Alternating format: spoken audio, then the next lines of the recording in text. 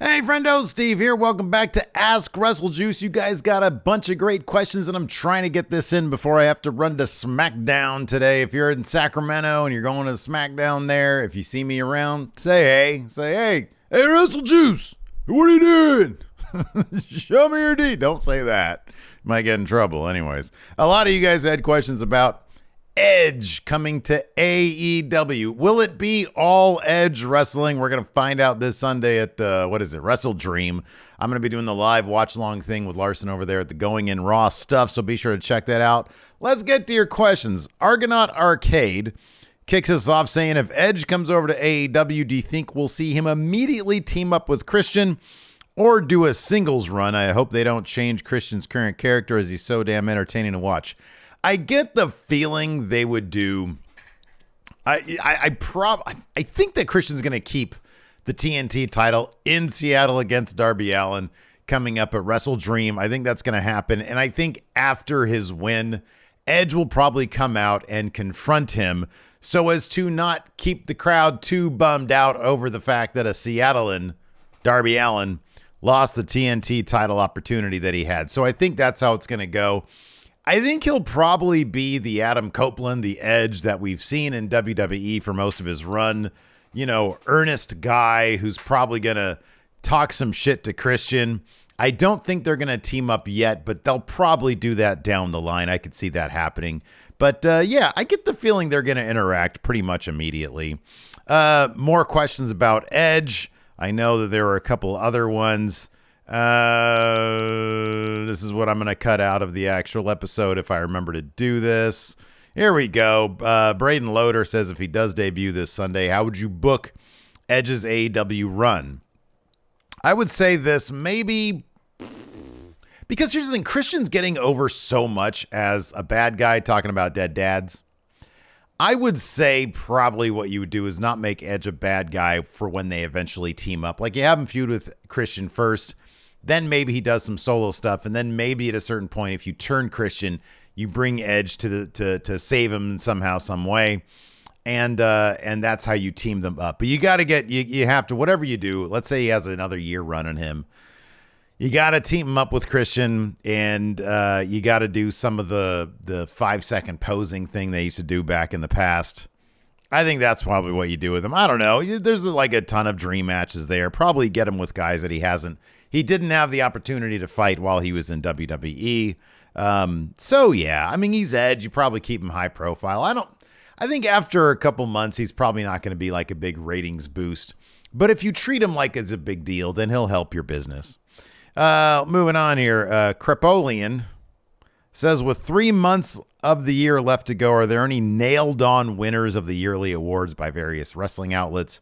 He says for him, Julia Hart has to win Most Improved. Her work this year is a mile away from the cheerleaders. So that's a good point. I think that she's probably up there for Most Improved. I don't know. There's been so many really good matches. I don't know that there's one single match of the year candidate. I think, I know very recently, Bryan Danielson versus Ricky Starks, the strap match is probably up there as potential match of the year early on for me. And I don't know if it's changed, but Kenny Omega versus Will Ospreay was up there for me as well. I know there's been a couple others that I know a lot of people were saying like Carmelo and Ilya was a match of the year candidate. Their first match was a candidate. So maybe that one. So I don't know. I'd have to give it more thought. But those are the early ones those are the ones that sort of stand out. I know we've only got a couple months left in the year. But honestly, there's been so much amazing wrestling this year that it's going to be hard to nail down just one. Let's see here. John Davies says, hey, Steve, I love Eddie Kingston. So do I, John. Do you think he'll ever get to the world title scene in AEW? And do you think his character / style could work in the more corporate world of WWE? I do think that he could work in WWE. I don't think he's ever going to get to AEW world title. I don't think that's going to happen because I think that that's such rarefied air. I think Tony Khan probably has a solid idea in terms of what he wants to see with that over the next couple of years. I think guys like Swerve has a better chance at it. Guys who are moving their way up the card in a major way. So I think like guys like Swerve has a better chance at it. And of course, WWE standard names or former WWE standard names like, like Adam Cole, for example, I think has a pretty solid shot. I know he was never on main roster. He's NXT, whatever. I think Adam Cole probably has a good shot if he comes back from this surgery strong. Bryan Danielson might have one run before he quits the full-time schedule. I think those are the names that I would probably choose over Eddie Kingston as having a legit shot at the AEW World title. I'd love to see it. I think the fans would love to see it. I just think that Eddie is so over on his own, and now he's got 2 titles.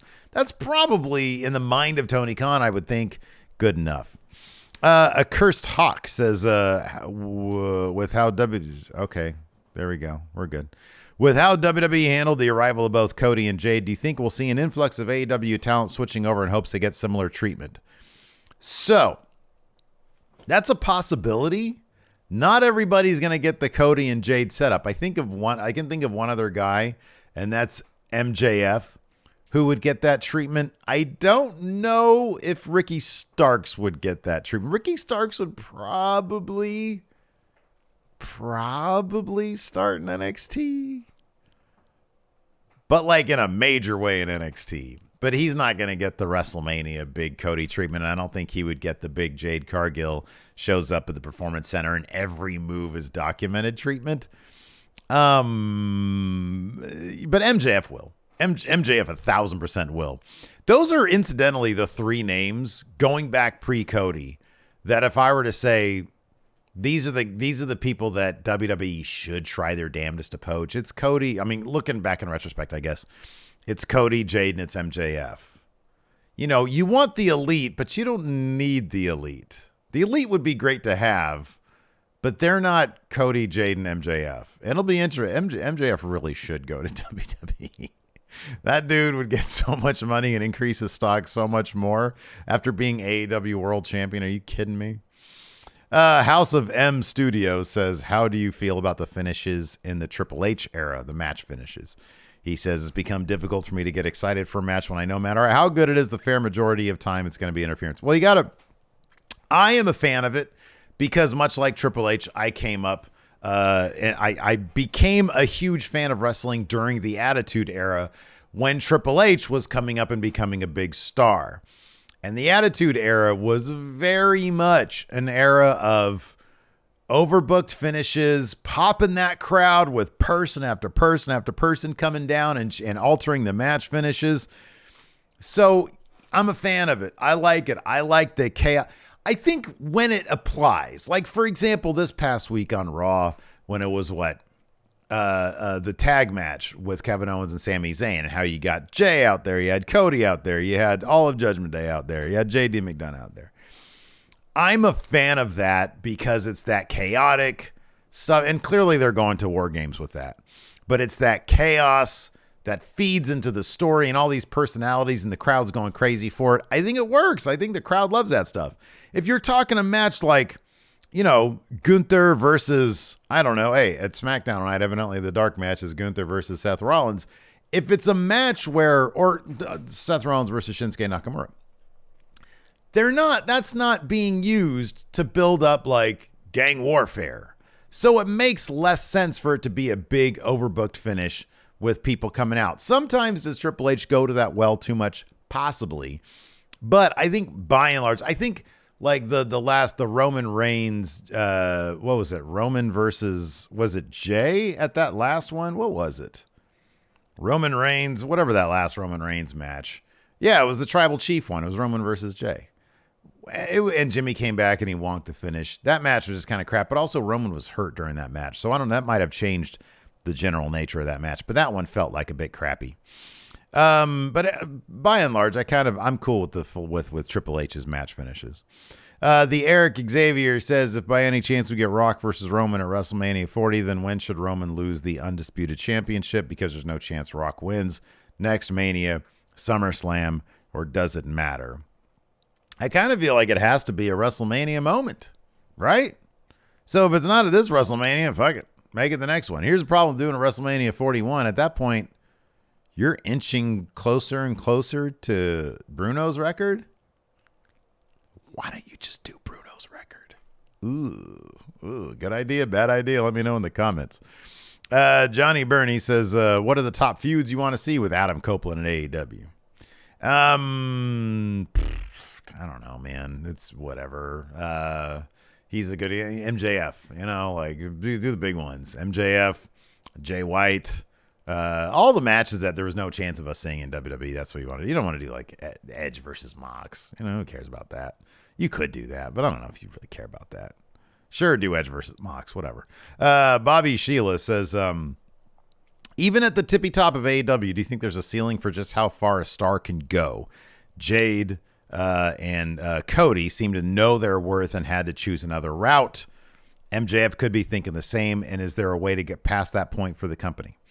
This is why MJF really should go to WWE. It's not necessarily because WWE is the end-all, be-all. It's because going to a different company that can raise your profile, then when you go back to AEW, you're raising AEW's profile. I kind of feel like that's what's happening a little bit. So I do honestly think that's what happened with Cole, Danielson, and CM Punk. They raised the stock of AEW. Then it's not just about all the indie wrestlers that were there, that were in the scene in 2018, and they came into AEW in 2019. Then it's like you're raising the stock. All that name value goes back into AEW. At a certain point, though, you've done everything there is to do at that point in that company. So then you move over to another company, to WWE. Your stock is then raised because you're going to what's considered a bigger promotion. So you spend some time over there, make a bunch of money. Then you've done everything you can over there for 3 years. You move back over to AEW. Then you're raising AEW stock, and you're a much bigger star because you were just in WWE. You spend some time in AEW, and then you go back to WWE. Everything feeds off of itself. So I think for Jade, her stock had risen as high as it possibly could in AEW. You go over to WWE and you make a big deal of yourself over there. I don't see Jade going back to AEW. And I probably don't see Cody going back to AEW unless he finishes his story and becomes a big deal, does everything he possibly can do. Then if AEW stock has risen enough to the point where Cody's like, okay, I can go back there now and finish that particular story, unfinished business in AEW.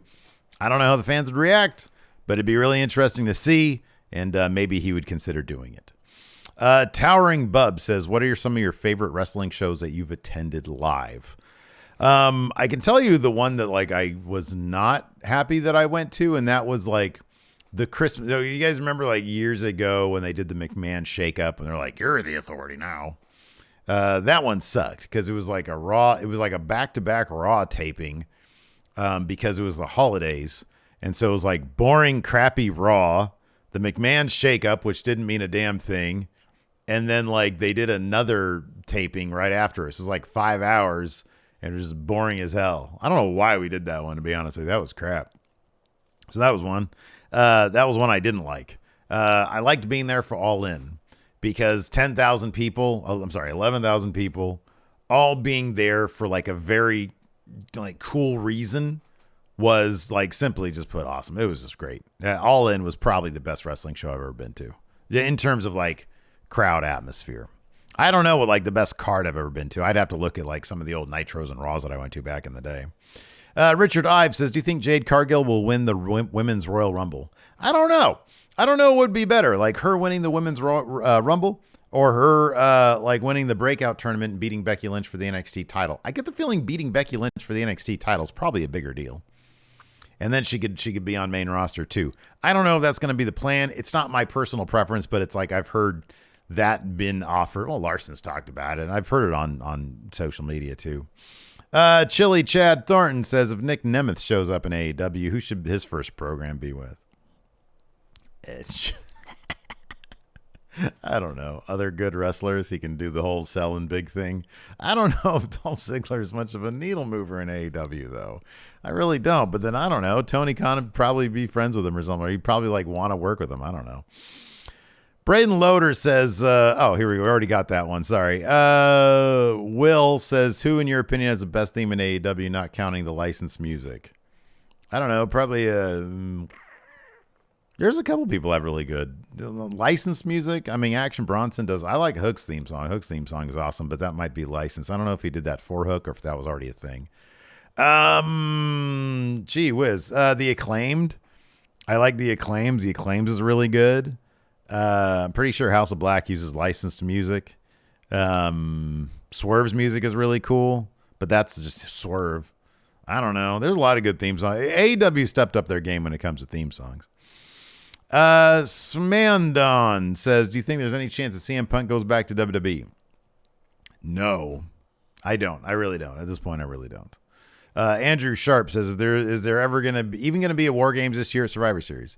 Yeah, they clearly set that up this past week on Raw. It was like 4 people versus 4 people. You got Judgment Day and JD McDonough versus Cody and Jay and Kevin and Sammy. That's going to be the War Games match, 1,000%. Let's see here. Here we go. Menno Man says, what career would you rather have?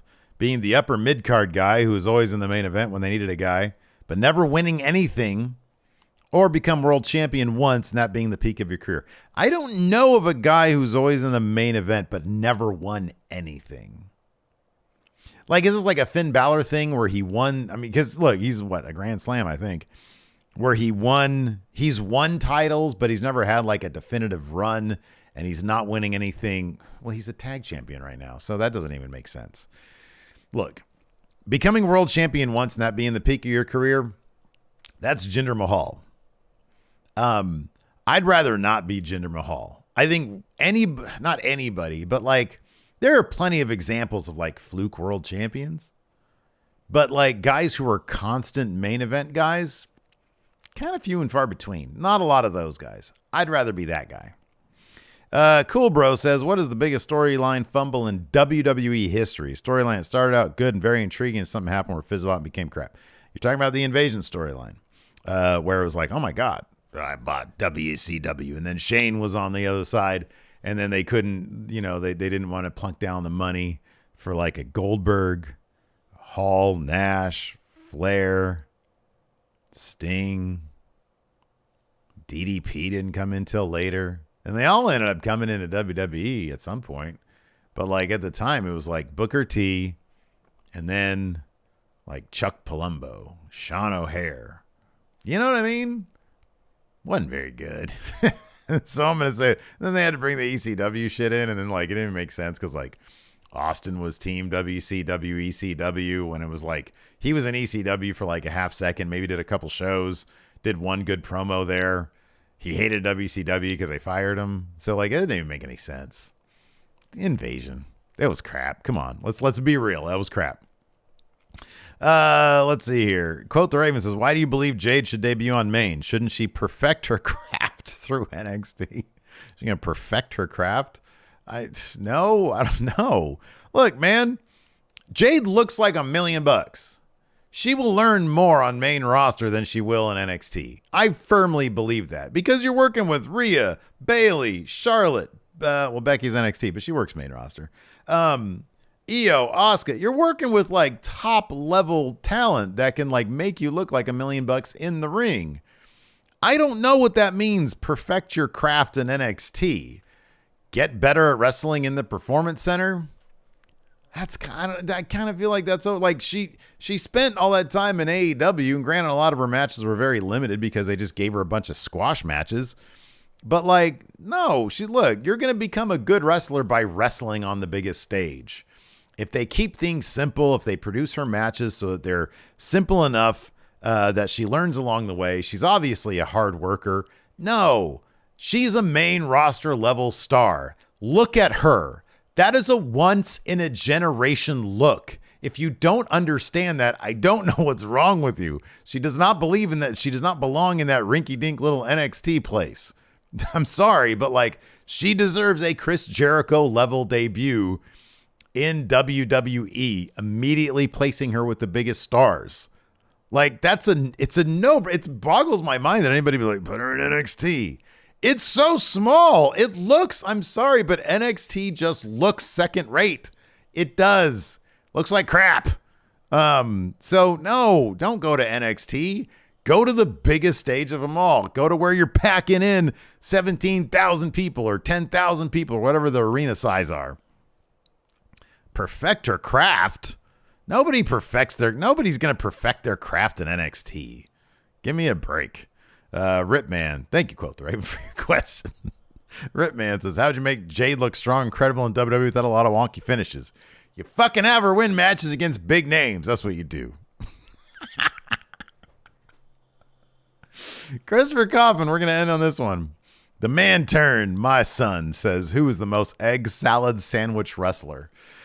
Kaufman, I don't know, man. What, an egg salad sandwich? Like, what's the deal with an egg salad sandwich, right? Like, it's okay. It's never special, but it's efficient, and it's better than like a dry single slice turkey sandwich with no mayo on it.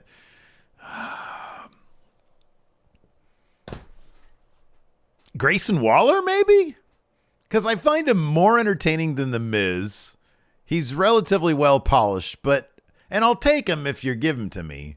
But I'm never on the lookout for Grayson Waller. I'm never like, oh man, is Grayson Waller going to be on this show? I'm never feeling that way about the guy. But if you give him to me, I'm fine with it. Anyways, that's going to do it for the NXT. Perfect your craft in NXT. Let me a comment below. Hit that subscribe button. We'll see you around.